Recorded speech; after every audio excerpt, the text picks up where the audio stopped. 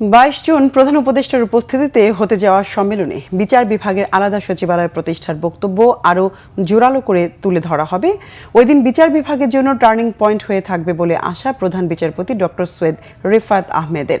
বৃহস্পতিবার দুপুরে সুপ্রিম কোর্টে এনএক্স কোর্ট বিল্ডিংয়ের পরিদর্শনে এসে কথা বলেন তিনি। এ সময় আরও বলেন, সুপ্রিম কোর্টের বিজয় 71 বিল্ডিংয়ে বারের আবেদনের প্রেক্ষিতে কয়েকটি এজলাস স্থানান্তর করা হবে। এসব এজলাস স্থানান্তরের কাজ চলছে বলেও জানান প্রধান বিচারপতি। আগামী 22 জুন প্রধান উপদেষ্টা সুপ্রিম কোর্টের একটি অনুষ্ঠানে যোগ দেওয়ার কথা আছে বলে জানান তিনি। সেখানে বিচার বিভাগের জন্য পৃথক সচিবালয়ের বিষয়টি গুরুত্ব পাবে। সে বিষয়ে 22 জুন বিস্তারিত জানাবেন প্রধান বিচারপতি।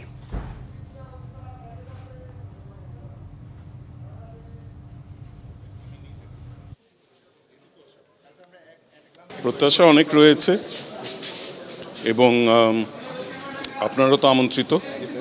আপনারা দেখবেন, পর্যবেক্ষণ করবেন কোথায় আমরা যাচ্ছি 22 তারিখের পরে। তবে আমি মনে করি প্রাতিষ্ঠানিকভাবে এটা আমাদের একটা টার্নিং পয়েন্ট হবে।